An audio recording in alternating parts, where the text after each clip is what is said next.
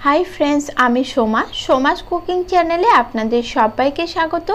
आज आमी आपनादेर काँचा आम दिए ভিনেগার और तेल छाड़ा झाल मिष्टि आचार बानिये देखाबो।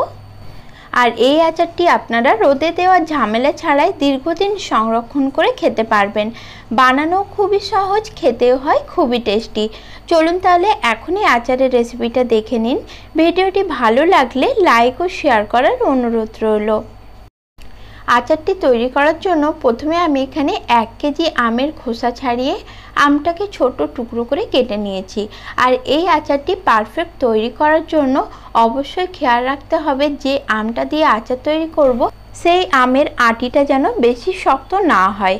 আটিটা কাটা যাবে বা একটু ডাঁশালো আম দিয়ে এই আচারটা তৈরি করতে হবে, তবে এই আচারটা একদম পারফেক্ট কিছুটা আমের মোরব্বার মতো তৈরি হবে। আর অবশ্যই করে আমটা কেটে নেওয়ার আগেই কিন্তু ভালো করে ধুয়ে নিতে হবে।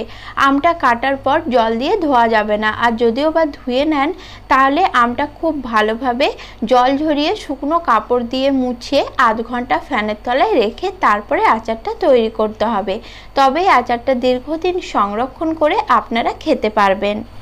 যেহেতু এই আচারে ভিনেগার ব্যবহার হবে না, তাই এই কয়েকটি প্রসেস আপনাদের অবশ্যই খেয়াল রাখতে হবে।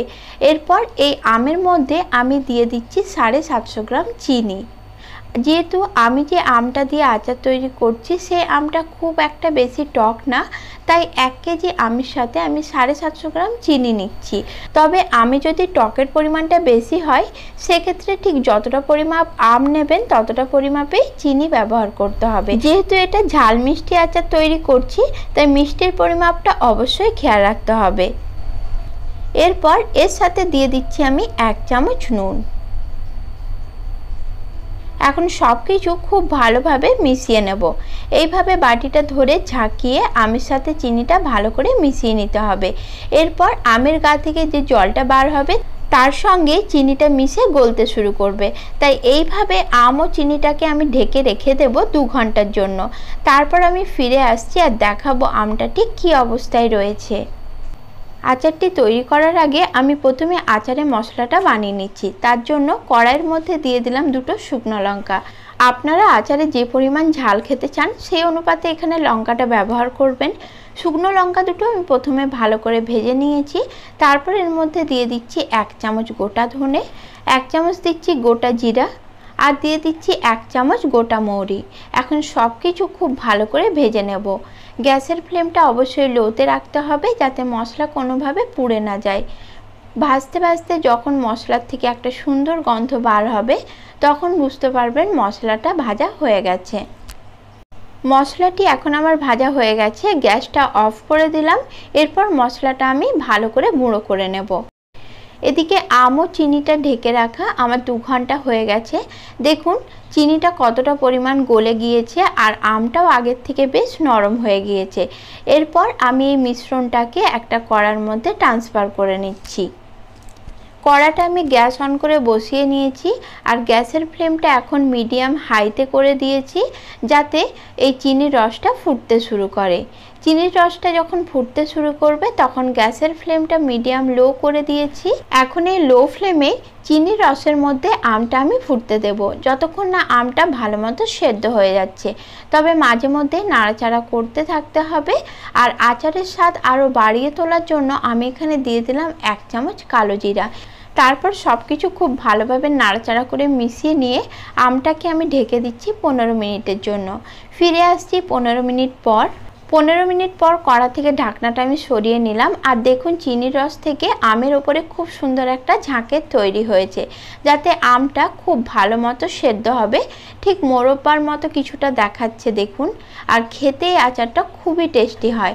আচারটি দেখতে আরও সুন্দর করার জন্য আমি এখানে 1/2 চামচ কাশ্মীরি লাল লঙ্কার গুঁড়ো দিয়ে দিলাম যাতে আচারের মধ্যে সুন্দর একটা কালার আসে।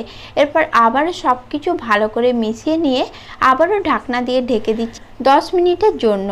10 মিনিট পর ফিরে আসছি। আর এই আচারটি তৈরি করতে একটু বেশি সময় লাগে কিন্তু খেতে হয় অনেক বেশি সুস্বাদু। 10 মিনিট পর ঢাকনাটা খুলে আবারও ভালোভাবে সব কিছু নাড়াচাড়া করে নিলাম। তারপর আবারও এটা ঢাকনা দিয়ে ঢেকে 5 মিনিটের জন্য হতে দেব। আমটা প্রায় সেদ্ধ হয়ে এসেছে। এইভাবে আমটা রান্না করলে আমটা ভালো মতো সেদ্ধ হবে, কিন্তু কোনোভাবেই সেদ্ধ হয়ে একদম গলে যাবে না। 5 মিনিট পর ঢাকনা খুলে আবারও সব কিছু ভালো করে নাড়াচাড়া করে নিচ্ছি। আর এখন আমটা একদম সেদ্ধ হয়ে গেছে, দেখতেও কতটা সুন্দর লাগছে দেখুন।